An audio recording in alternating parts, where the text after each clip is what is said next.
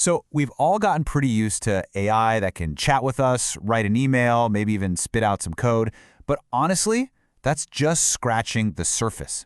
Today, we're going way beyond the simple chatbot to look at AI agents. These are systems that can actually plan, take action, and knock out complex, multi-step tasks all on their own. We're going to see how these AIs are evolving from a simple assistant to maybe, just maybe, an autonomous manager. So, let me ask you this. What if an AI could do more than just answer your questions? I mean, what if it could actually do the things you're asking about? Instead of just telling you how to book a flight, it goes out, finds the best deal, and books it for you. That right there, that's the world of AI agents we're diving into. To really get this, let's look at the two side by side. On one hand, you've got your standard single-task AI, like a chatbot. You give it a prompt, it gives you a response. It's a one-and-done kind of deal. But on the other hand, you have a multi-step agent.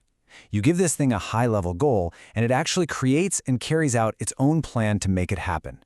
It's really the difference between asking for a recipe and having a chef just go ahead and cook the entire meal for you. To make sense of all this, we're going to frame this journey like an AI climbing the corporate ladder. We'll start with the AI as a simple intern, then see it get promoted to a reliable employee, and maybe, just maybe, it'll make it all the way to department head. This whole metaphor is going to help us track how these systems are gaining more and more autonomy. Okay, so the big, fancy umbrella term for these systems is agentic systems. It basically just means AIs that can use tools to get stuff done.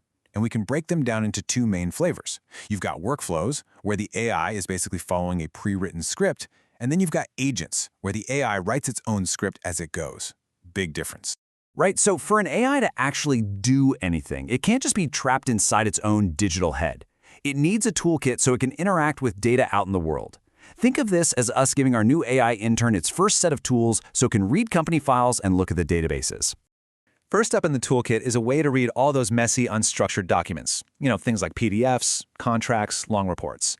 The tool for that is called Retrieval Augmented Generation, or RAG for short.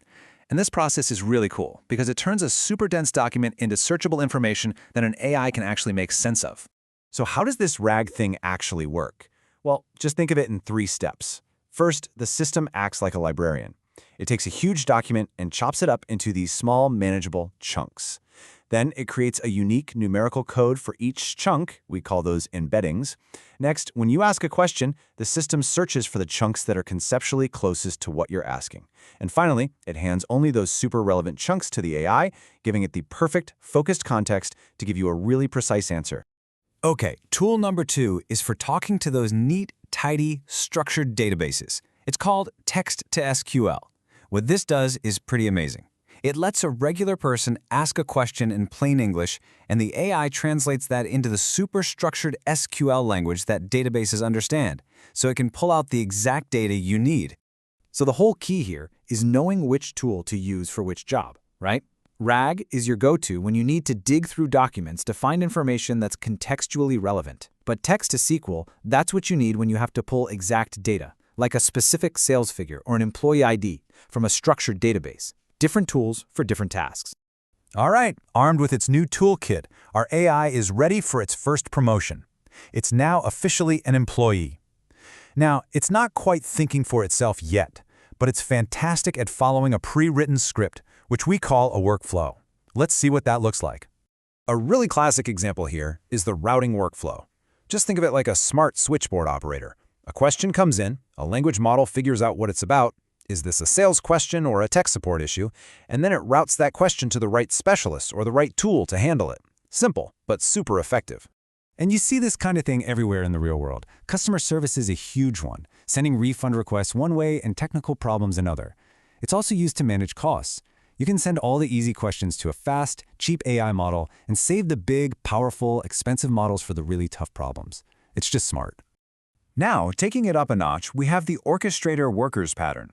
In this setup, one main AI acts as a project lead. It takes a big, messy task, breaks it down into smaller pieces, and then delegates each piece to a specialized worker AI. Once they're all done, the orchestrator gathers up the results and puts it all together for the final product. Okay, now for the big leap. Our AI is getting another promotion. It's no longer just an employee following someone else's script. Now, it's a project manager that writes its own script. This is where we enter the realm of truly autonomous agents. So let's look at a real-world example to make this concrete. This here is the architecture for a contract management system called Contrato 360.